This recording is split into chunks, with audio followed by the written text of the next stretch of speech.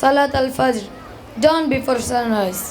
Salat al-Zuhr, midday after the sun passes its highest. আগে মানুষ মাদ্রাসাগুলিকে যে চোখে দেখতো এখন সেই চোখে দেখার সুযোগ নেই। যেমন আজকে আমার মনে হচ্ছে যেটা যে আমাদের এই ছোটো বাচ্চারা যেভাবে যে অনর্গল, তারা যে ইংরেজিতে কথাবার্তা বলল, তারা যে টকগুলি করলো, এগুলি হয়তো আমার জন্য কষ্ট হয়ে যাবে, কিন্তু ওদের জন্য কষ্ট হচ্ছে না, কারণ তাদেরকে সেভাবেই ফাউন্ডেশনটা তৈরি করা হচ্ছে। This is Muhammad Ashraful Islam Nahid. I am a student of Dhaka City Ideal Madrasa.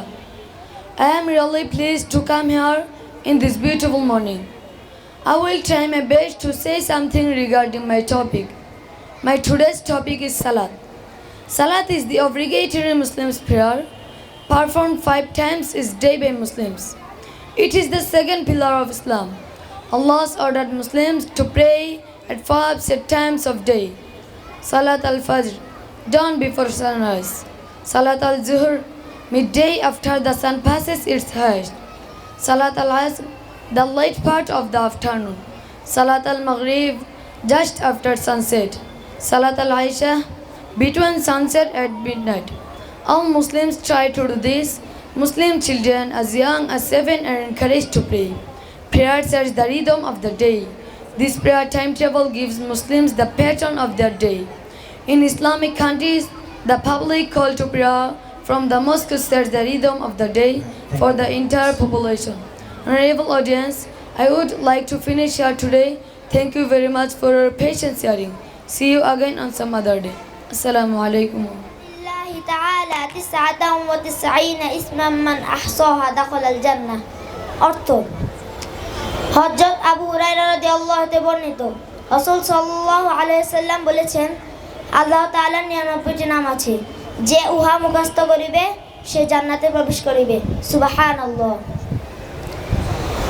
হুয়াল্লাহুল্লাযী লা ইলাহা ইল্লা হু আর-রাহমানুর রাহিমুল মালিকুল কুদ্দুসুস সালাম আল-মুমিনুল মুহাইমিনুল আজিজুল জাব্বারুল মুতাকাব্বির আল-খালিকুল বারিউল মুসাউবিরুল গফফারুল কাহ্হারুল ওয়াহ্হাব আর-রাজ্জাকুল ফাত্তাহুল আলিমুল কাবিদুল বাসিত আল-খাফিদুর রাফিউল মুইজ্জুল মুদিল্লুস সামি'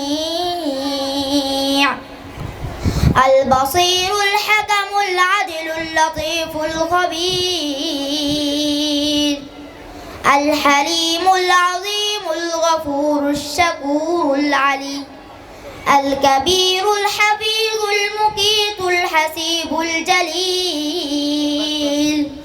আসসালামু আলাইকুম ওয়া রাহমাতুল্লাহি ওয়া বারাকাতুহু। إذا جاء نصر الله والفتح إذا جاء نصر الله والفتح, যখন আসবে আল্লাহর সাহায্য এবং বিজয়. When comes the help of Allah and victory. ولم يكن له كفوا أحد ولم يكن له كفوا أحد, এবং তার সমতুল্য কেউই নেই. And there is none like to him. MashaAllah. Begotten. Begotten. What is the meaning of begotten? The meaning of begotten is prosciutto. Spelling? B-E-G-O-T-T-E-N. Begotten. MashaAllah. Assalamu alaikum wa rahmatullahi wa barakatuh.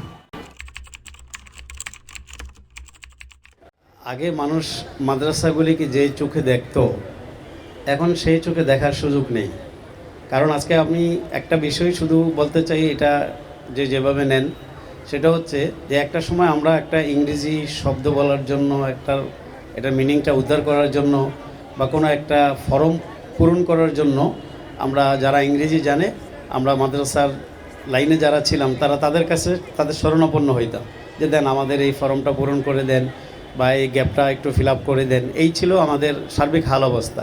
কিন্তু বর্তমানে সবচেয়ে সুন্দর এবং খুবই আশাপূর্ণ একটি বিষয় হচ্ছে আজকে এখানে যতগুলি ইংরেজি বক্তৃতা হলো বা বিভিন্ন শব্দের যে অনুশীলন হলো, এখানে বিচারক কিন্তু আলেমরাই ছিলেন।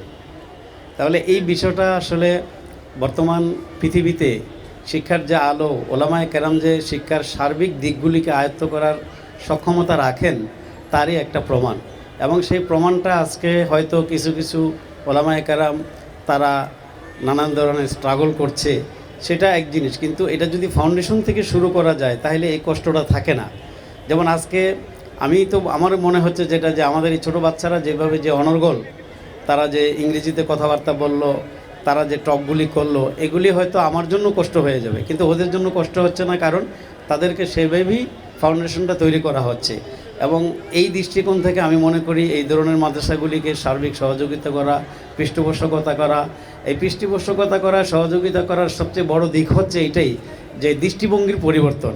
গার্জিয়ানরা যদি এখানে একটু দৃষ্টিভঙ্গি পরিবর্তন করেন, তাহলে এই মাদ্রাসাগুলিতে তারা তাদের সন্তানাদিগুলিকে সেভাবেই দিবেন এবং ইনশাআল্লাহ অচিরেই আপনারা ডাবল ফলাফল প্রত্যক্ষ করবেন, এই প্রত্যাশা রেখে আমি আমার কথা শেষ করছি। আসসালামু আলাইকুম রহমতুল্লাহ।